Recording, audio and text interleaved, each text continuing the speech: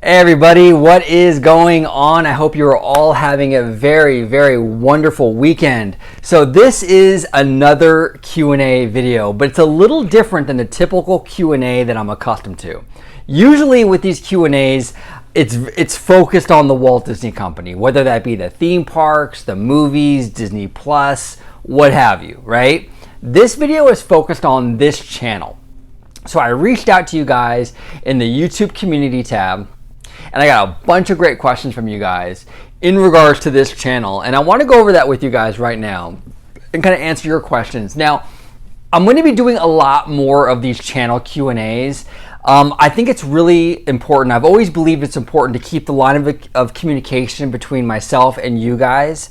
And you know, I want to hear from you. I want your feedback, even if it's criticism, constructive criticism. I want to hear from you. So if you have comments, whether that be positive or even negative, I want to hear from you guys, and I'll address it in a future channel Q&A, because everything that you guys provide to me helps me grow and evolve as a content creator, and I appreciate it.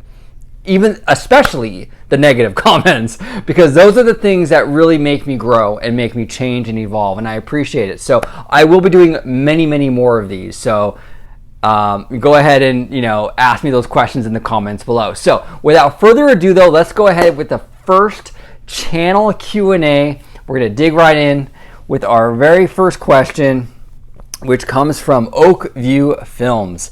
And Oakview is asking, was Disney related discussion always something you wanted to do for the channel, or were there other plans before you decided to make it about Disney?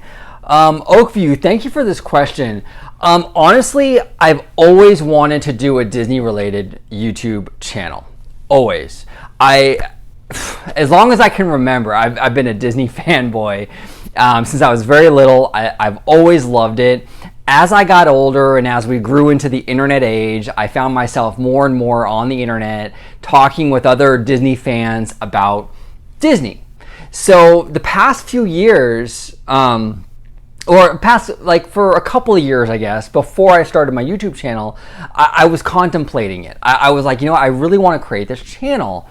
And there were a lot of thoughts going through my head on like what kind of Disney content creator I wanted to be. Now, if you're part of the community at all, and you go on YouTube for Disney content, you know that vlogging is a major aspect of the Disney YouTube community. If you're a Disney YouTuber, you're vlogging. Basically, that's what it comes down to. Everybody vlogs, and there's nothing wrong with that. The in-park vlogging, there's absolutely nothing wrong with that. There's a lot of channels like Fresh Baked, shout out to Dave, that do that kind of content, and they do it phenomenal. They do a phenomenal job, but it just wasn't for me. It just wasn't for me. And starting new, I didn't want to enter into like an already pretty packed, saturated field. You know what I'm saying? So I didn't want to do the in-park vlogging. Now, another option would be to kind of like report the news, the Disney related news. And there's a lot of channels that do this as well. They write scripts, they read the script, and they kind of go over the daily news or the weekly news or whatever it is in regards to Disney. I didn't want to do that either though. I didn't want to do a script and read you the news and kind of be like a Disney Tom Brokaw. And again, I want to emphasize, there's nothing wrong with that format. It just isn't for me. It just isn't my style. I just didn't feel comfortable doing something like that in that format. So what I wanted to do is I wanted to get in front of the camera, and I wanted to have more of a conversational kind of format where it's one take. I do one take in all my videos, including my Q&As, and I just talk to you guys. I just talk to you guys like we're on the phone, basically, right? And I just want to talk to you guys about Disney, and I might stutter, I might repeat myself, I might make mistakes, but you know what? I don't care. I want it to be genuine. I don't want to read something off. So that's how I decided on the format. I wanted just a genuine conversation with me and you guys in regard to Disney. We're all fans here. Let's just talk about it. I never wanted my channel to feel super polished. Okay, now also I'm into politics, admittedly. I am very political. I'm not going to get into that here on the channel, the details, but I am political, right? And a lot of political YouTubers that I watch, their format is this. They sit in front of a camera and they talk about their views. And that was also part of my inspiration for this, because I felt like, okay, that's a cool format. All my favorite political YouTubers use that format. Why not adopt that for Disney? So Oakview, that's what I did. I adopted that same format. I really enjoy it as a fan of those channels, and I felt like it would be a cool way to kind of approach, doing a YouTube channel. So that's essentially the story, the birth of how I came up with Orange Girl 55. And thank you, Oakview. I do appreciate the question. And the next question. Okay, now here's the thing. I am so sorry. I cannot pronounce your name, but there it is. And I'm so sorry I can't pronounce it. But you're asking, can you show off your Disney merch? Okay, so I've gotten so many comments over the past like 3.5 years since I started my channel to show off all my Disney merch. And I am going to I can confirm it right now, I'm making the announcement right now. I am going to do a whole video very soon where I kind of go through all the cool stuff back here and everything and show you guys all the merch and what it means to me, where I got it, things like that. So yes, a merch video will be coming out. I don't know exactly when, but sooner rather than later. I will be doing a little tour of all my cool little Disney merch right here. Thank you so much for the question. And the next question comes from Victor Colares, and Victor is asking how you became a Disney fan and what motivated you to create this channel. What does Disney mean to you? Well, thank you, Victor. I do appreciate that question. Now, you asked a few questions here. I already answered one of them, how my channel came about, just a little bit ago with Oakview Films question. But you also mentioned how I became a Disney fan. How I became a Disney fan, it's kind of funny. I kind of just go, being a kid from Southern California, my parents loved Disney, and every birthday they took me to Disneyland. As a young child, I went to Disneyland every single birthday. We went all the time. We would stay at the Disneyland Hotel, and I think just kind of growing up around it all the time, it just became part of me. So I've been a Disney fan as long as, honestly, I can remember. Like, I don't even remember my first trip to Disneyland because I was so young when it happened, So I just always kind of been a Disney fan. Now, you also asked me, what does Disney mean to me? That's a loaded question, Victor. That's a really loaded question, but it means a lot of things to me. It means, number one, adventure. Disney is all about adventure, isn't it? It's really, that's kind of like one of the main aspects of what Disney is. But it also means innovation. It also means pushing boundaries, trying new things. Walt Disney was all about pushing the envelope. He created Disneyland, which was in and of itself pushing the envelope, but then he was on to the next thing, right? He wanted to do Epcot, the prototype city of tomorrow, and he was always about pushing. And that's kind of like a main aspect of Disney too, is that forward-thinking mentality. I think it's very, very important. And storytelling. Disney is a storytelling company. They're all about timeless stories. So there's a lot of different, Disney kind of juggles a lot of plates. Okay, they kind of do a whole lot, and that, like adventure, forward thinking, tomorrow, and just that more whimsical, storytelling kind of aspect. There's a lot going on with Disney, but all those things is what Disney means to me.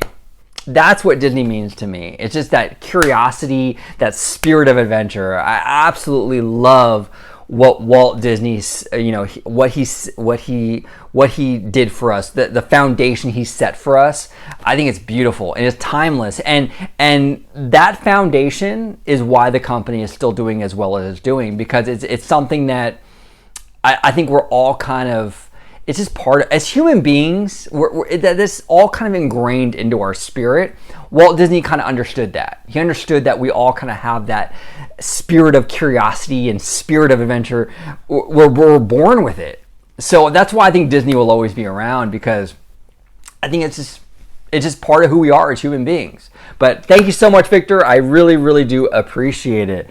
And the next question comes from my buddy Theme Park Wizard.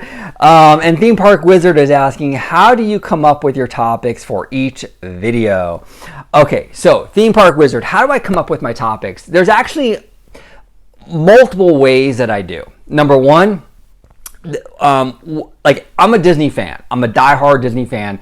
So if there's a topic that I'm wondering about, or I'm curious about, right, or I'm constantly thinking about, then I'll make a video on that. Because my mentality is like, if I'm wondering about it and if I'm curious about it, there's probably a lot of other people that are just as curious. We're all Disney fans, so we're not that much different, right?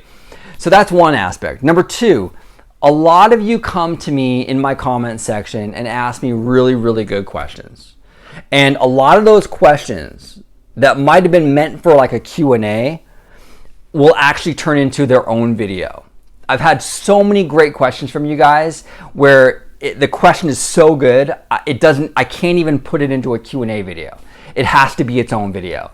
So that's another aspect. That's another way I get my topics. And then the third way is just the news. Sometimes the news will just give me a topic. Sometimes something happens with Disney that it just demands a video. You know, it's just too big to ignore. So those are really the three main ways that I come up with my video topics. But yeah, I mean, it's not really, you know, it's been harder lately, admittedly, because of the whole like shutdown thing. There hasn't been a whole lot to discuss other than COVID. But usually when things are normal, the topics are pretty easy to come by. Between what you guys provide me with questions, between what's in the daily news cycle for Disney and things like that, I can usually come up with at least several topics a week. So not too bad. But thank you, Theme Park Wizard. I do appreciate your question. And the next question comes from Sean Knight. And Sean is asking, what pushed you to officially start a channel, make your first video? Sean, thank you, buddy. I do appreciate this question. So what pushed me to finally do the YouTube channel? Well, as I mentioned before, a few years leading up to the premiere of my channel, I wanted to do it. I wanted to do it. And I think I kind of had the mindset that a lot of people have when they want to do a YouTube channel, is they kind of always wait for that perfect moment when it's like the perfect time to, am I ready? Am I ready? And I kind of realized at one point that I'm never going to be ready, that I just have to dive in head first and just do it and learn as I go. And that's what I did. I stopped procrastinating. I stopped telling myself that I needed to wait for the perfect moment. And I just did it. And I think that's, if there's anyone out there watching my videos right now, if you guys are considering starting a YouTube channel, just do it. Don't wait for the perfect moment. There's never going to be a perfect moment. You're never going to be 100% ready. Okay. And part of this whole YouTube process is learning as you go, right? Like there's been from your feedback, you guys, I've grown so much as a content creator. Like when I did my first few videos, the audio was really bad. I got a lot of comments in the comment section about the audio. There's a lot of echo. So I invested in a mic, okay? Based on the comments, the feedback I was getting. And that's just one example. But as you make more videos and as you go on, you're going to get comments, you're going to get feedback, and that feedback is going to help you change and evolve your channel. Okay? So that's the only way you're going to get better as a YouTuber. Excuse me. Is to dive in. Don't worry about the perfect moment. There's never going to be a perfect moment. Start creating videos. And when you start creating videos, you'll start getting more comments, and the comments will kind of shape you and help you evolve and guide you going forward. And look, I've been doing this, Sean, for almost 4 years now. And to this day, I'm still getting comments and still, constructive critiques and what have you, that's still molding me and helping me evolve as a content creator. You never stop. Look, as a creator, the way I feel, I'm always a student. I'm always learning. Okay? I'm always learning. So it's a constant evolutionary process. So look, if you want to start a channel, then just start a channel.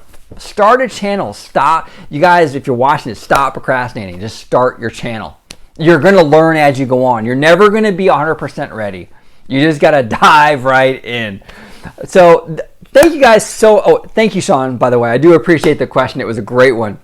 So thank you all so much for coming and watching this first channel Q&A video. I'm going to be doing a lot more of these going forward because I really do want to have these channel Q&As as sort of like a hub for feedback from you guys, whether that be positive or even negative. I welcome all constructive criticism. So comment below with any questions you might have for a channel Q&A. Comment below with any constructive critique. I love to hear from you guys. Thank you all so much for watching. And as always, have a magical day.